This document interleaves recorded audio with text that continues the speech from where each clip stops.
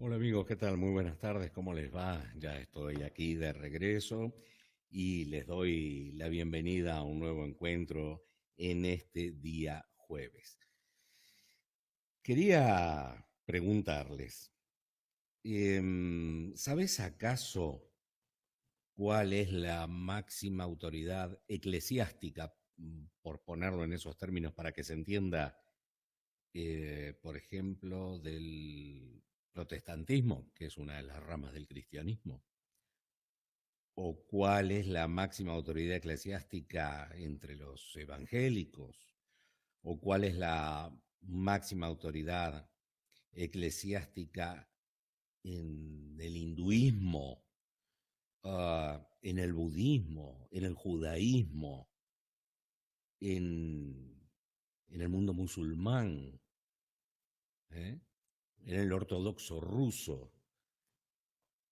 ¿Tenés presente el nombre de cuál es precisamente en cada una de ellas la máxima autoridad eclesiástica? No, ¿no? Bueno, es que es simple, no las hay, no las hay. Eh, el protestantismo, bien digo, es una práctica religiosa altamente descentralizada y no tiene una única autoridad suprema y a nivel mundial. ¿Mm? Cada denominación tiene su propia estructura de liderazgo.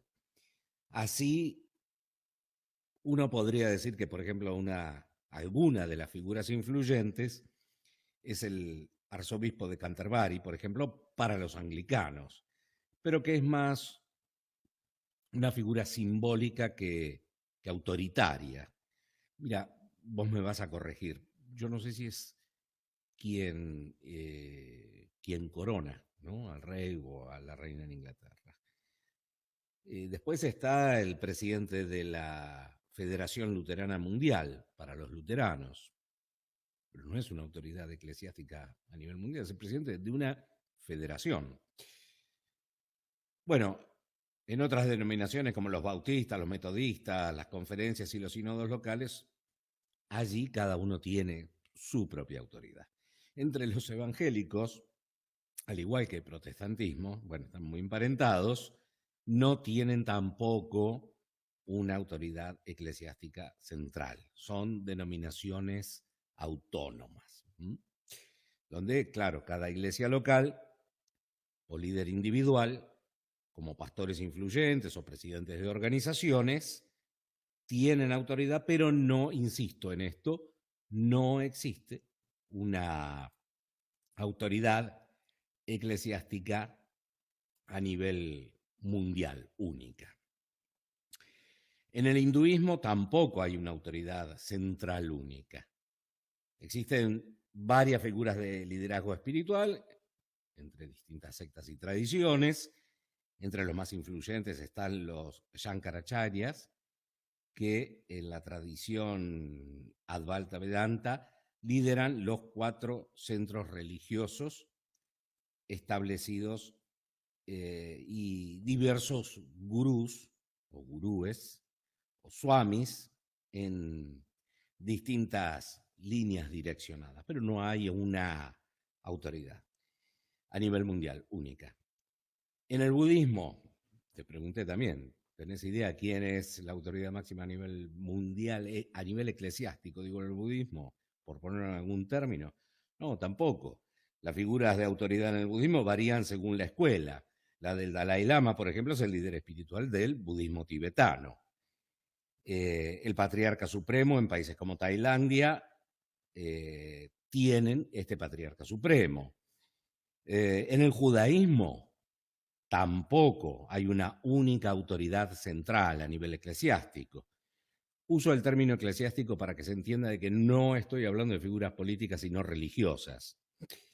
Sí hay un gran rabino en algunas comunidades y países, está esta figura, la del gran rabino, que es la máxima autoridad, como el caso de Israel, o están los rebes jasídicos, en el judaísmo jasídico precisamente, en donde los rebes tienen una gran autoridad espiritual. Y en otras ramas, como el judaísmo reformista o el conservador, la sinagoga y sus rabinos locales son las figuras más importantes. Te pregunté también por el Islam. En el Islam no existe un papa o autoridad única para todo el mundo musulmán. Las figuras más influyentes dependen, claro, de la rama. Así están, por ejemplo, entre los suníes, los líderes religiosos son los imanes locales, y entre los chiíes, la máxima autoridad es el ayatolá supremo, como es el caso, pero concreta y puntualmente, de Irán allí, ¿verdad? Bien. ¿Por qué más te pregunté? Por la Iglesia Ortodoxa rusa. Sí, acá hay una figura, pero que también queda remitida a la Iglesia rusa. La máxima autoridad eclesiástica es el patriarca de Moscú y toda Rusia, que es el líder espiritual y administrativo de la Iglesia Ortodoxa rusa. Bueno, como dije, entonces, estas religiones son, en su mayoría, descentralizadas. Y como te había preguntado al principio si tenías noción de cómo se llamaba la autoridad máxima a nivel mundial de cada una de estas que podemos decir son las religiones con más fieles y seguidores en todo el mundo, ¿no? Por volumen de gente, por adherentes, si se quiere. Pero no la tienen, no tienen una autoridad máxima. La Iglesia Católica sí, lo tiene el Papa. Pero déjame darte, antes de entrar en de qué va esto, que quizás ya te lo imaginas, y vinculado a estas distintas religiones, estimaciones de cuántos fieles o creyentes hay en el mundo. El cristianismo lo tenemos que dividir entre los católicos, que son aproximadamente 1.300 millones de fieles, los protestantes evangélicos, que rondan los 900 millones, y los ortodoxos rusos, que se estima que hay entre 100 y 150 millones de adherentes a la Iglesia Ortodoxa rusa. Los musulmanes, el mundo musulmán, congrega aproximadamente a 1.900 millones de personas. Los católicos teníamos 1.300 millones. Los musulmanes son aproximadamente 1.900 millones de personas. Esto, y como te decía hace un ratito, incluye a suníes y chiíes, o chiitas, como también suelen llamarlo. Sí podemos decir que el cristianismo en su conjunto, donde están los católicos, están los protestantes, donde están los evangélicos, donde está la Iglesia Ortodoxa rusa, que por otra parte está en un punto de vista, si se quiere, entre comillas, religioso-político, en la vereda de enfrente, ¿no?, del Vaticano. Pero el cristianismo en su conjunto sí sigue siendo la religión más grande, con el Islam en un segundo lugar muy significativo. Y dentro del cristianismo, el catolicismo es la denominación más grande, seguida de los protestantes y los ortodoxos. Pero si tomamos solamente el catolicismo, vamos a repasar, hablábamos de 1.300 millones de creyentes en el mundo, y si hablamos de los musulmanes, aproximadamente 1.900 millones. A esto, bueno, detrás de cristianos y musulmanes aparecen los hinduistas y los budistas. Budistas rondan los 500 millones y los hinduistas muchos, 1.200 millones, digo en cifras aproximadas. Bueno, ¿de qué va esto? De que la Iglesia Católica sí tiene una autoridad única y a nivel mundial, que es el Papa. Y sí, vos no sabés, quizás no sabías que las otras religiones no tenían una única autoridad, pero suponés que tendrían autoridades a nivel local. De hecho, no lo tienen. Pero sí en el mundo, estoy seguro, musulmán, estoy seguro que obviamente también en el hinduismo, en el budismo, en el protestantismo, en la Iglesia Ortodoxa rusa, saben de la existencia del Papa, de la figura del Papa. Lo saben, no hay forma de no saberlo. Y eso le da un carácter de personalidad influyente, más allá de que quienes no profesan la misma fe, de reconocer a esa figura. Y los papas a lo largo de la historia, en mayor o en menor medida, y inclinados más geopolíticamente en un sentido o en el otro, le han dado vueltas al mundo. ¿Quién más fue? Precisamente Juan Pablo II, ¿no? No sé cuántas vueltas al mundo le dio. Es impresionante. El peregrino del mundo lo llamaban. En donde recorría países que eran católicos como aquellos que no lo eran. Y esto también me trae a una frase que alguna vez vos la dijiste o te la dijeron.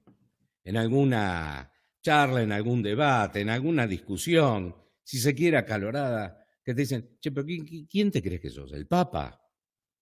O vos le decís a alguien, che, pero ¿y vos por qué decís eso? ¿Quién te crees que sos? ¿El Papa? ¿Y de qué va eso? De decir, ¿quién te crees que sos? ¿El Papa? Porque está instalada, claro, culturalmente, la idea de que la palabra del Papa, y que como es único, y que como se diferencia, ya vimos, del resto, no es eclipsada por ninguna otra figura, por ninguna otra voz. No es ni debe ser contradecida por ninguna figura u otra voz. Se vuelve indiscutible, digo, lo que culturalmente se piensa y se cree. Yo particularmente no creo que sea así, y de esto va la charla de hoy. Pero está instalado culturalmente eso así. Y dentro del mundo del catolicismo, más específicamente, bueno, con mucho más fuerza, ¿no? Porque para los católicos el Papa es el jefe de la Iglesia. Y para muchos, muchísimos, la palabra del Papa es palabra santa, palabra sagrada. Ya está, habló el Papa, dijo esto. Y así como vos en discusiones a alguien le habrá dicho, ¿quién te crees que sos? El Papa, para afirmar esto con tanta sentencia de verdad, muchas veces también, y lo escuchás, lo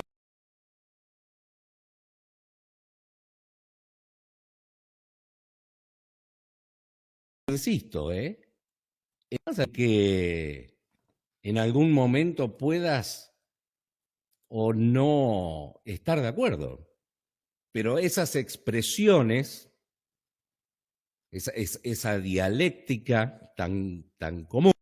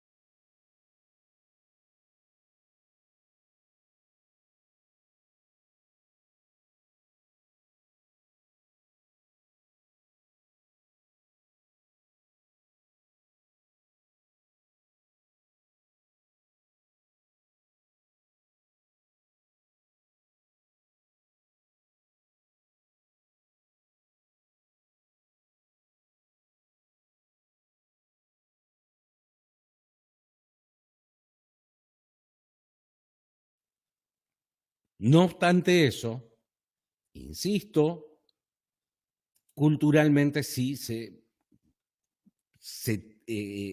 esgrime eso. No podés discutir al Papa.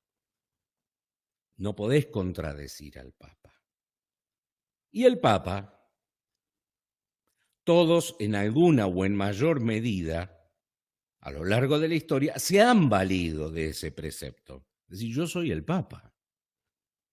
¿Está? Y hablé y dije, y fui el último que hablé y bajé el martillo. No estoy diciendo que esté bien, yo no lo comparto.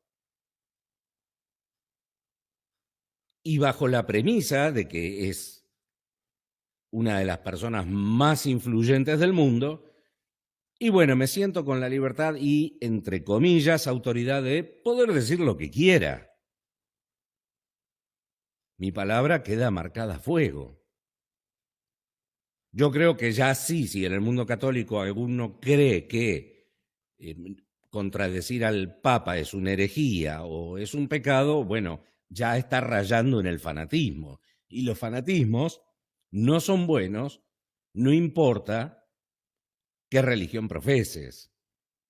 Porque si vos ves que un terrorista se inmola y mata a 500 personas en nombre de la ley, decís, qué bárbaro, qué fanático, este tipo está loco, bueno, qué sé yo, alguien sin necesidad de hacerte volar por los aires, puede decirte, no, mira, el Papa dijo, el sol sale de noche y como lo dijo el Papa, es así. Y no es así.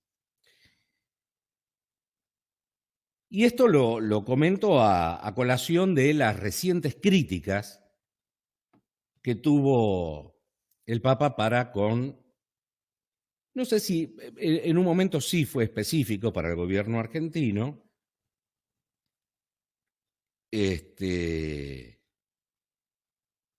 y verdaderamente me pareció una aberración.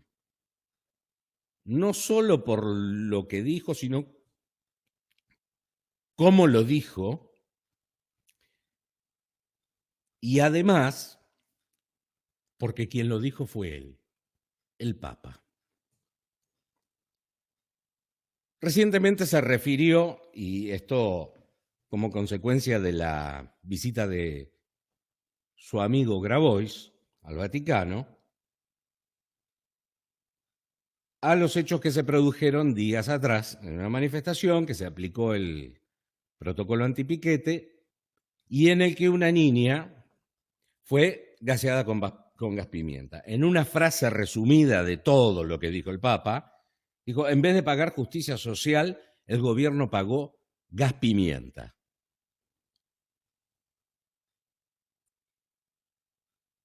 Lo triste de esto es que cuando él hace referencia y hace estas declaraciones que las hace post encuentro con Grabois y otros dirigentes de movimientos populares, dice, esto lo vi porque me mostraron, me trajeron ahí una foto, un video. A ver, el que está hablando es el Papa, no estábamos hablando vos y yo en un café. Che, vos sabés que vi por ahí, de unos obreros que estaban reclamando por trabajo, por justicia, y se los reprimió, y no puede ser, porque no es porque sean alborotadores o comunistas, están reclamando sus derechos. Es decir, grabó y le mostró la foto o el famoso video, ¿sí? Con el telefonito, del gas pimienta y dice, esto es así, esto es lo que está pasando en Argentina. Y el Papa dice, mirá lo que está pasando en la Argentina. Y como muy pocas veces ha hecho, o mejor dicho, muchas veces no hizo, sí fue directamente, no solo contra el gobierno que dice, se puso firme y en vez de pagar la justicia social, pagó el gas pimienta, porque le convenía.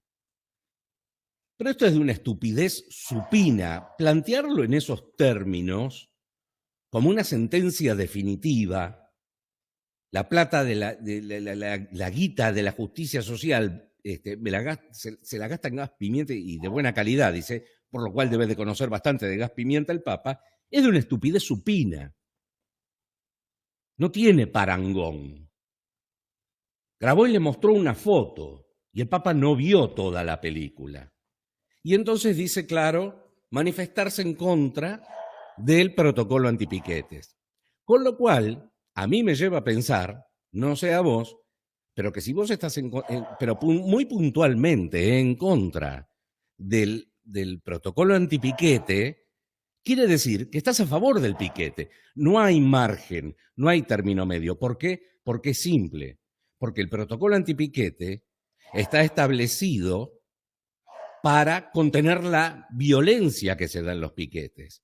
Está establecido para instaurar la ley y el orden. Está establecido para que quien quiera en su derecho y libertad de protestar lo haga, y quien está en su derecho y libertad de transitar, ir a trabajar, irse a atender al médico, también lo haga. Está establecido para que no te tiren 14 toneladas de piedra contra el Congreso y si rompes el bien público lo tengas que pagar. El protocolo antipiquete no está para decir no se puede protestar más. Parece absurdo que uno tenga que explicar qué es el protocolo antipiquete, pero es eso. Y si vos estás en contra de eso es que estás a favor de lo otro. Es tan liso y llano como eso. Estás a favor de las 14 toneladas de piedra, estás a favor de la quema de neumáticos, estás a favor de la rotura de las calles, de las veredas, de las plazas. Y eso capaz que sea lo que el Papa dijo, y hagan lío. ¿Y de quién se nutre? Y dice, porque vi una foto de Grabois. No voy a entrar en el tema Grabois, ya sabemos qué es Grabois y lo que representa. Lo que menos representa gente, porque es un tipo que no pasó la primaria, las PASO, no las pasó. Después todo lo demás que representa ya sabemos, y aunque no representa gente, es un tipo peligroso para la Argentina. Y lo que también me indigna es que el Papa ponga tanto énfasis y tan puntual, y sobre todo un tema en la Argentina, y resumirlo en esa frase: el gobierno eligió pagar gas pimienta de buena calidad, que debe ser caro, dijo, y no justicia social, metiéndose de lleno en la política local, pero te querés meter, querés opinar, y bueno, y si no es el Papa, ¿cómo no va a poder opinar? Sí, claro, opine, hombre. Pero además de ser Papa y de pretender, y que todavía muchos creen que es la palabra revelada y única, en jefe de la oposición. Pero, perdón, no me importa si es jefe de la oposición al gobierno de Milei. El Papa es Papa, no es jefe de la oposición a ningún otro gobierno. Diga lo que tenga que decir, pero no poniéndose como jefe de la oposición. ¿Por qué lo hace esto? Porque, claro, como buen peronista que es, debe de estar un poco preocupado, un poco nervioso, porque el peronismo anda a la deriva como bola sin manija y sin una autoridad a nivel partidario, a nivel organizacional, político, definido. Y entonces, bueno, me mando yo, si soy el Papa. ¿Quién me va a decir nada? No es casual tampoco que el Papa haya viajado, no tanto como otros papas, pero no venga a la Argentina. No viene a la Argentina por una cuestión política. Cuando el Papa dice no están dadas las condiciones, y siempre amaga y vamos a ver el año que viene y vemos a fin de año, y mañana cuando me levanto de la siesta a ver si llueve, a ver qué pasa, porque sabe que hay una división, porque sabe que genera controversia su visión sesgada de la realidad, porque lo que hizo los otros días fue poner en forma definitiva, ponerse del lado de una visión sesgada, de una foto. No me voy a distraer del caso de que si una niña fue gaseada en una manifestación. Bueno, quien es responsable de eso debe estar sometido a la justicia y debe haber una resolución en ese sentido. Y un mal policía, no hay policías buenos y policías malos. Un mal policía no es policía. Un mal médico no es médico.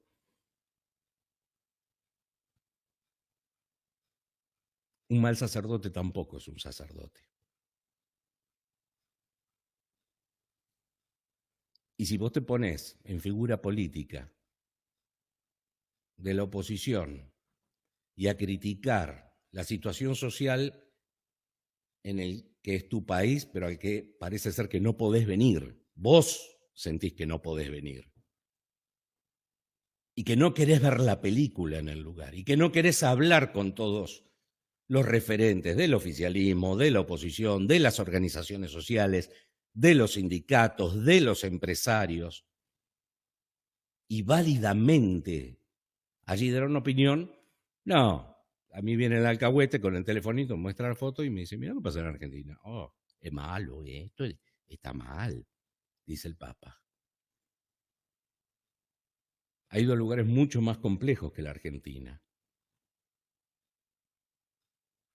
El tema es que la cuestión es más política que religiosa. Cuando uno entiende o supone que debiera de ser a la inversa y que como personalidad influyente debiera de practicar lo que predica, la concordia que predica, pero practicarla. Y ojo, que la concordia tiene que ver con el diálogo, con el conocimiento de la realidad y no con suposiciones. Y la concordia tampoco es similitud de neutralismo. Porque como fue tan puntual con la crítica a la Argentina, o al protocolo antipiquete, o al gas, también puede ser, o debió haber sido en todo caso, tan vehemente con otras situaciones muy conflictivas en el mundo. Pero no, en su visión sesgada de la realidad, también como buen peronista, o filo kirchnerista si lo quieren, aunque también tuvo sus revuelos, ¿se acuerdan, no? El tema de los Tedeum y demás con los Kirchner, pero después parece que las cosas con un par de rosarios de un lado y un par de termos del otro que se regalaban y se cruzaban, quedaban zanjadas las diferencias. No. Hoy mi reflejo de la Argentina es Grabois. Me lo dice Grabois. Es así. Y Grabois dice, el Papa dijo que esto está mal. Y bueno, lo dijo el Papa. Entonces, si es lamentable, si es vergonzoso, si es inaceptable que la policía gasee a una nena de 9 o 10 años, no podés decir por eso que el gobierno eligió pagar gas pimienta y de buena calidad. Y digo lo de buena calidad porque es como él lo reafirmó, en lugar de pagar justicia social. Y no podés generalizar toda una situación social en la Argentina por un hecho. Deplorable, repudiable, y sobre el que la justicia deberá actuar. Pero vos no puedes andar diciendo, y no, en la Argentina están gaseando a los niños. No, pues lo que estás diciendo es eso, y no es así. Porque el Papa también salta de la silla cuando alguien dice, y los curas son todos pedófilos. No, no, ¿cómo? Y no hay, pero no son buenos, y hay que echarlos de la iglesia. Y bueno, si a vos te calienta que porque haya 1, 2, 100, 1000, no sé, y son muchos, pero no importa, así fuera uno solo, cura pedófilo y no podés meter en la bolsa todo, vos no podés meter toda la situación de un país, de una foto, de un día, de una protesta. Pero él capaz que, como es el Papa, cree que sí puede hacerlo. Y los alcahuetes y los fanáticos, lo dijo el Papa y ya está. Entonces yo le pregunto, ¿no? Con esa misma doble vara, ¿qué pasa con Venezuela? Yo no lo escuché repudiar al régimen de Maduro. La violencia, la tortura, las muertes, la persecución, los 8 millones de venezolanos exiliados por todo el mundo, desparramados por todo el mundo. No, bueno, te dicen del Vaticano, sí, en realidad, y del Vaticano, y los... Porque también hay algunos periodistas que parece que viven de defender al Papa, como si el Papa necesitara ser defendido. Dice lo que dice y punto. Y para eso, ¿acaso no es el Papa, el superpapa? No, al Papa hay que entenderlo. Bueno, lo que pasa es que hay una cuestión, te dicen, de diplomacia que... pero vos la diplomacia la usás cuando se te canta. Para criticar a un gobierno no peronista en la Argentina no hay diplomacia. Para la barbaridad humanitaria en Venezuela parece que sí la hay. Para la invasión rusa a Ucrania, nada. No, la guerra es mala. Y sí, Pancho, ya sabemos que la guerra es mala. Pero nunca criticó con énfasis, en forma taxativa, definitiva, inequívoca, la invasión de Rusia a Ucrania. Lo mismo ocurrió con el ataque de octubre de Hamás en Gaza. Sí, se refirió a la violencia en la región y demás, pero no habló de las partes. No habló de Israel. No, bueno, es que vos tenés que entender, porque claro, en el diálogo diplomático y no romper puentes, con Putin lo mismo. No se pueden romper las relaciones. O sea, no puedes romper las relaciones con un tipo como Putin. No podés romper las relaciones con un dictador como Maduro. ¿Qué relaciones? ¿Qué puentes querés tener? Porque actúa como tenés que actuar. Y si crees que sos, y yo creo que sí, la persona influyente que sos, para que algo cambie, jugátela. Bueno, esos mismos que defienden también te dicen, bueno, no hay que entender, porque no hay que tomar las cosas literales como las dice el Papa, porque hay una gran simbología y nos invita a la reflexión y hay que pensar. No, hermano. Si el Papa le habla a todo el mundo, tiene que hablar sencillo y claro. Déjame de joder con el misterio. No tenemos que hacer un curso de interpretación, decilo fuerte y claro. Decímelo fuerte y claro como cuando se para un cura en el púlpito y te dice, eso es pecado, por eso te vas al infierno, eso está mal. Ahí sí, son claros. Después no, los demás, el misterio. Pero bueno, no solo fue ahí, o a ese aspecto a lo que se refirió el Papa Francisco, sino también que, bueno, dejó otras perlitas, por supuesto, teñidas de la forma que más le gusta hablar al Papa y que muchas veces también le gusta a la Iglesia en general. La competencia ciega por tener más y más dinero no es una fuerza creativa, sino una actitud enfermiza y un camino a la perdición. Esa conducta irresponsable, inmoral e irracional está destruyendo la creación y dividiendo a los pueblos. No dejemos de denunciarla, dijo. Y se mostró preocupado por cómo avanza una forma perversa de ver la realidad que exalta la acumulación de riquezas como si fuera una virtud. Yo aquí también, otra cosa que me hace ruido desde hace tiempo y es, la pobreza no es una virtud. Él dice que la riqueza no es una virtud. Yo digo que la pobreza no es una virtud. ¿Y esto por qué? Porque muchas veces también desde la iglesia te venden la cultura del pobrismo y se confunde humildad con pobreza. No, porque los humildes... Vos podés no ser pobre y ser una persona muy humilde. Y saber de humildad. Y la pobreza no es una virtud. Que me explique, si no el Papa, por qué, si la pobreza es una virtud,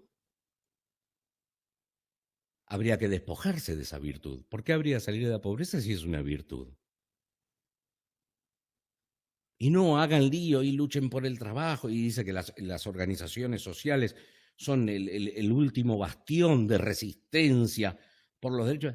Ahora, de laburo no habla nunca. También, ¿no? Como otras tantas de los discursos peronistas. Todos derechos, obligaciones ninguna, responsabilidades ninguna, mérito ninguno, esfuerzo ninguno. ¿Mm? El gobierno se puso firme, dijo, y en vez de pagar la justicia social pagó el gas pimienta porque le convenía. Ténganlo en cuenta eso. Toma mate.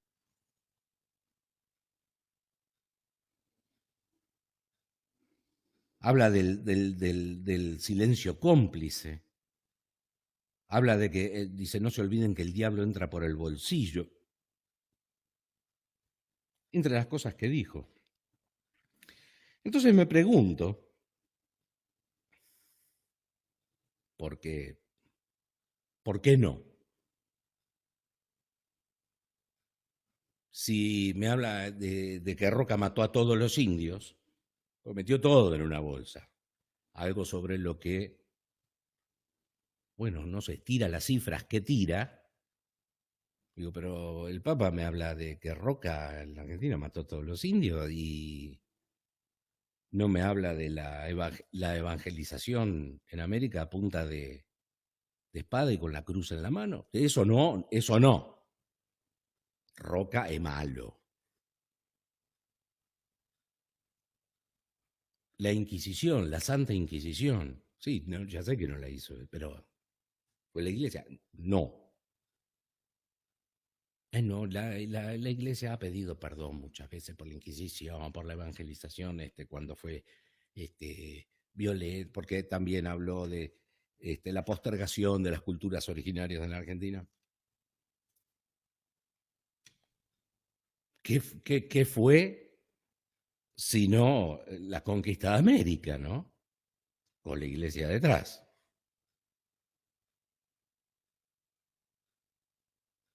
Y frente a esto también hay otro recurso discursivo y retorcido y la Iglesia ya pidió perdón. Entonces, como la Iglesia ya pidió perdón, la cosa no termina en pedir perdón.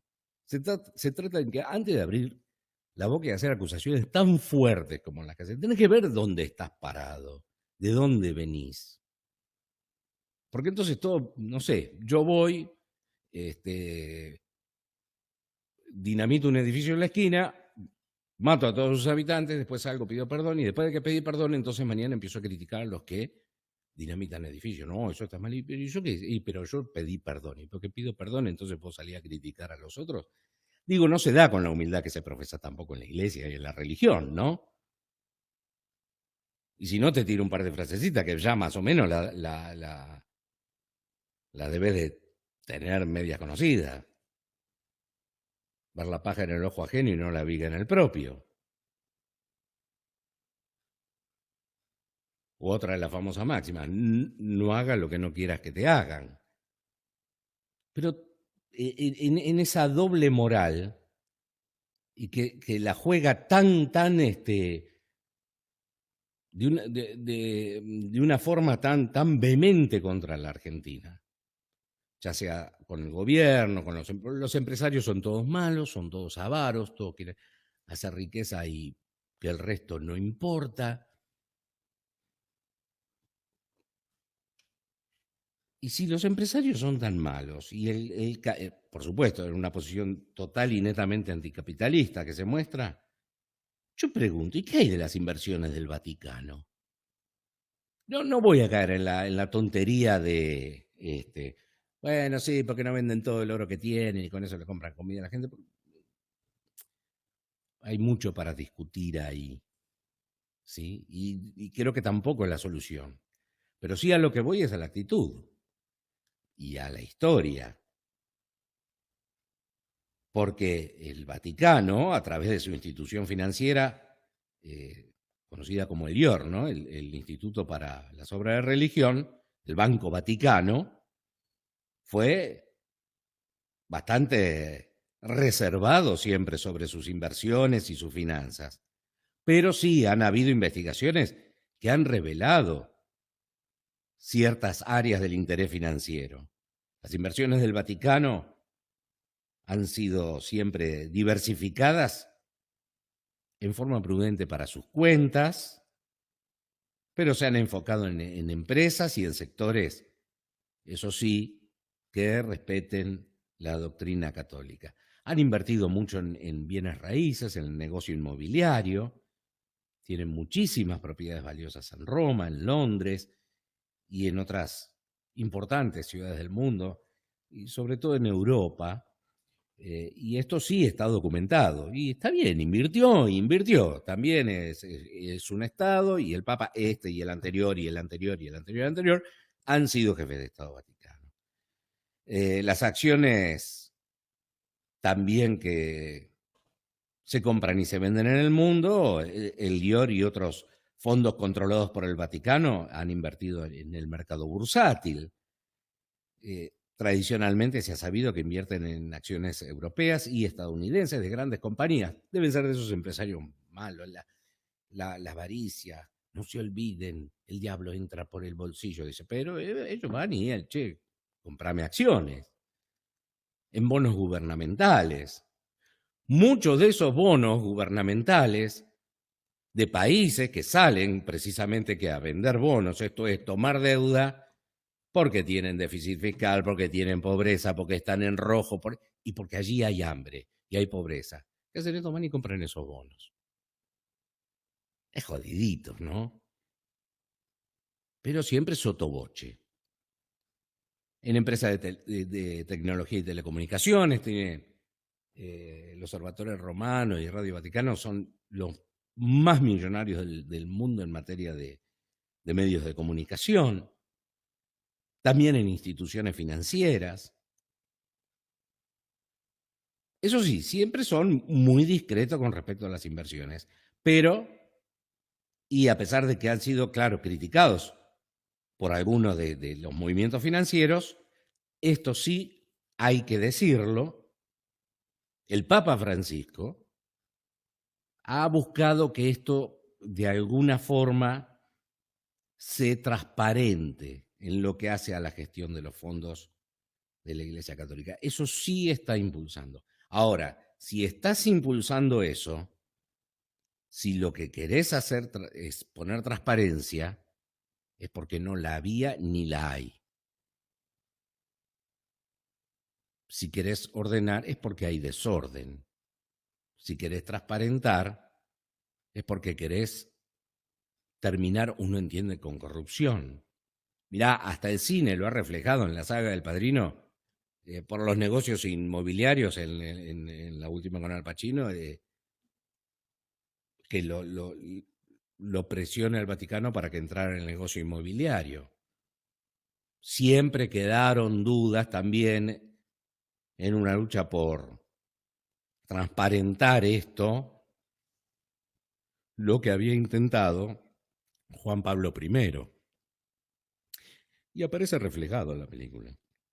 Como también cuando mataron a uno de los presidentes del DIOR, del Banco del Vaticano. También quedó reflejado y quedaba siempre allí la nube, más allá de que fuera ficción, la película, las relaciones entre los negocios, si no turbios, no tan claros, con el Vaticano y demás, y bueno, sus implicancias. Pero la ficción no deja de nutrirse de la realidad.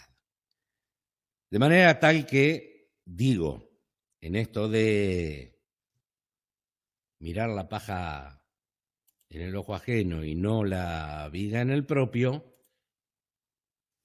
de esto la Iglesia y el Papa Francisco parecen que saben mucho. Vos me preguntás,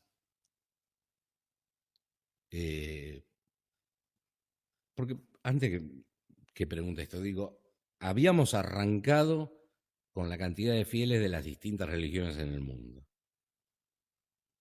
Y habíamos arrancado repasando quiénes eran los líderes eclesiásticos, entre comillas, de cada una de las confesiones religiosas. Y vimos que el único que está a nivel mundial y que maneja y teje y desteje a su antojo, y a nivel mundial es el Papa, en el mundo católico. Después el resto, nada. No lo tienen. Pero las sinagogas funcionan. Las mezquitas funcionan. Los templos budistas funcionan. Los hinduistas funcionan. La iglesia luterana funciona. Una iglesia pentecostal funcionan. Todas funcionan, ¿eh? ¿Qué estoy diciendo con esto? ¿Que no necesita la Iglesia Católica tener un papa? No, no sé si lo necesita o no necesita. Así fue creada, así fue fundada. Esa fue la orden a Pedro, ¿no? Sobre esta roca construirás mi iglesia. Bueno, está bien. Después en el mundo de las interpretaciones terminó todo derivando en lo que fue, y no voy a cuestionar yo que si tiene que tener sí o no la iglesia un papa. Quiere la iglesia y necesita tener un papa, y es importante y necesario espiritualmente